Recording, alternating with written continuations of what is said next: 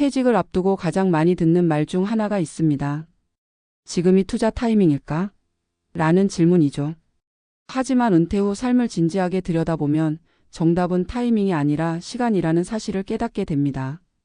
서울에서 35년 동안 공무원으로 근무했던 64세 김성호 씨는 퇴직 직전 주변의 조언을 따라 주식과 펀드에 상당한 금액을 투자했습니다. 금리가 낮고 물가는 오르니 돈을 굴려야 한다는 압박감 때문이었죠. 그러나 1년 후 시장이 급락하면서 그는 퇴직금의 30%를 잃었습니다. 그제야 깨달았습니다. 자산을 불리는 건 타이밍이 아니라 시간을 견디는 힘이 필요하다는 걸요. 은퇴 이후에는 돈을 잃는 공포가 돈을 버는 욕심보다 훨씬 큽니다. 그런데 많은 분들이 여전히 젊을 때의 투자 습관을 그대로 이어갑니다. 뉴스 한 줄 금리 한 번 오르내릴 때마다 불안에 휩싸이고 하루에도 몇 번씩 증시를 확인합니다. 하지만 정작 가장 중요한 건 얼마를 벌었냐가 아니라 얼마나 오래 버틸 수 있느냐입니다. 전문가들은 은퇴 자산의 본질을 이렇게 정의합니다. 시간을 관리하는 자산. 다시 말해 자산이 당장의 수익을 내는 도구가 아니라 시간을 버는 도구로 바뀌어야 한다는 것이죠. 예를 들어 매달 일정한 현금 흐름이 나오는 연금, 배당주, 임대수익 등은 시장의 등락에 흔들리지 않게 해줍니다. 이건 단순한 투자 상품이 아니라 심리적 안정장치입니다. 은퇴자에게 가장 필요한 건 수익률이 아니라 예측 가능한 현금 흐름이기 때문입니다. 70세 이영자 씨는 20년 전부터 국민연금 외에 소액 배당주를 꾸준히 모아왔습니다. 젊을 때는 주변에서 그 돈으로 아파트 중도금이나 더 내지라는 말을 자주 들었지만 지금 그녀는 매달 배당금으로 60만 원을 받습니다. 누군가에겐 작은 돈이지만 이 씨는 이렇게 말했습니다. 이 돈이 있으면 통장 잔고를 덜 들여다봐도 돼요. 그게 진짜 여유예요. 시간을 투자한 사람은 흔들리지 않습니다. 하지만 타이밍을 노린 사람은 늘 불안합니다. 시간은 복리처럼 작용합니다. 단순히 돈이 불어나는 차원이 아니라 심리적인 회복력과 판단의 여유를 키워줍니다. 반대로 타이밍에 의존하는 투자자는 그때마다 불안의 롤러코스터를 탑니다. 하루 오르면 안도하고 다음날 내리면 다시 절망합니다. 이런 불안정한 리듬 속에서는 은퇴 이후 삶의 안정이 자리 잡을 수 없습니다. 은퇴 후 자산 관리에서 또 하나 중요한 건 시간의 방향성을 이해하는 겁니다. 젊을 땐 자산을 늘려가는 시간이었다면 은퇴 후는 자산을 지켜가는 시간입니다. 이 두 시간의 질이 완전히 다릅니다. 60대에 들어서면 돈보다 중요한 게 속도 조절력입니다. 돈이 줄어드는 속도, 불안이 커지는 속도, 그리고 마음이 조급해지는 속도. 이 세 가지를 얼마나 잘 늦출 수 있느냐가 은퇴 안정의 핵심입니다. 은퇴 직후 사업에 도전했다 실패한 사람들의 이야기를 들어보면 대부분이 기회보다 속도에 밀렸다고 말합니다. 지금 안 하면 늦는다, 이 타이밍이 마지막이다 같은 말에 이끌려 검증되지 않은 투자나 창업을 서둘렀던 겁니다. 그러나 돈을 잃은 사람들은 나중에 공통적으로 이렇게 고백합니다. 시간을 서두르지 않았다면 그 돈은 아직 내 손 안에 있었을 겁니다. 은퇴 자산의 진짜 목적은 안정된 생존 곡선을 그리는 것입니다. 이 곡선은 처음엔 완만하지만 길게 보면 오히려 더 오래 지속됩니다. 반면 단기간 수익을 노리면 처음엔 급격히 올라가지만 곧 급락하는 롤러코스터 곡선이 됩니다. 결국 남는 건 피로감과 후회뿐입니다. 전문가들은 이렇게 조언합니다.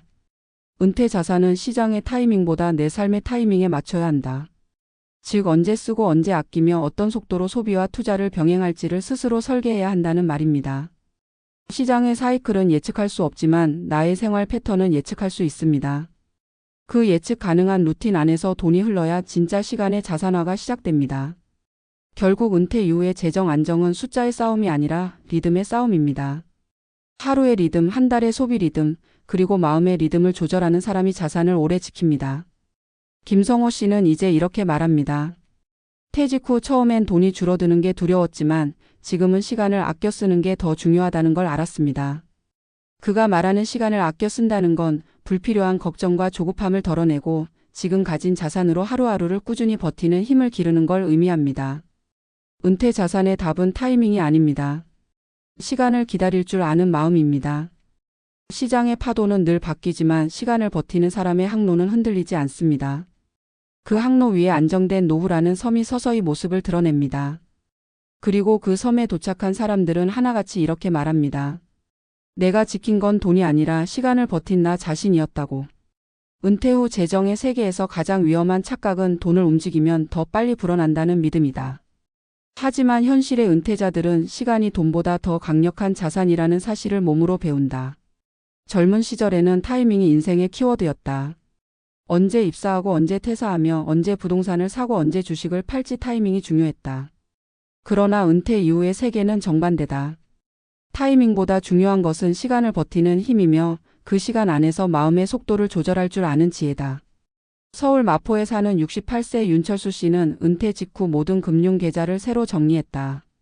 매일 시장 뉴스에 흔들리지 않기 위해서였다. 그는 젊을 때 늘 투자 시점을 놓칠까 불안해했다.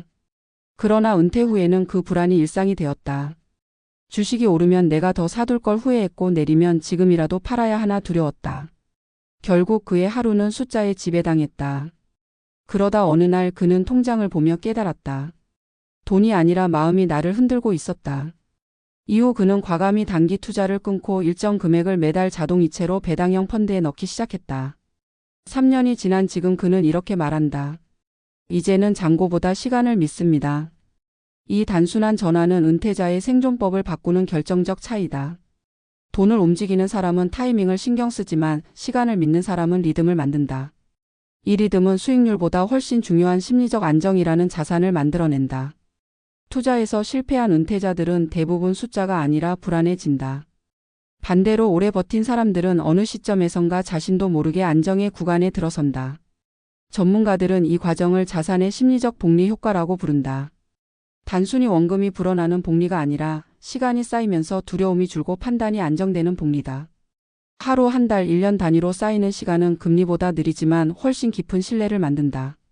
그 신뢰는 위기 때마다 행동의 기준이 된다. 예를 들어 시장이 급락할 때 대부분의 투자자는 공포에 휩싸이지만 시간을 신뢰하는 사람은 움직이지 않는다. 왜냐하면 그에게는 기다림이 이미 습관이 되어 있기 때문이다. 경기도 일산에 사는 72세 이명자 씨는 60세에 퇴직하면서 남편과 함께 시골로 이주했다. 그들은 농사 대신 임대 수익과 배당금으로 생활하기로 했다.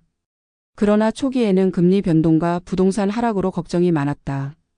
이명자 씨는 그때마다 주식을 팔았다가 다시 샀다를 반복했다. 하지만 어느 날 자신보다 훨씬 여유롭게 사는 친구를 보며 이유를 물었다. 친구는 이렇게 말했다. 나는 돈을 굴리는 게 아니라 시간을 키워. 그 말이 그녀에게 깊이 박혔다. 이후 그녀는 10년간 동일한 배당주 포트폴리오를 유지하며 소비를 줄이는 대신 시간을 늘리는 연습을 했다. 10년이 지난 지금 그녀의 계좌는 눈에 띄게 늘었지만 더 큰 변화는 마음의 안정이었다. 불안한 하루가 사라졌어요. 이게 진짜 수익이에요. 은퇴 자산의 본질은 유지력이다.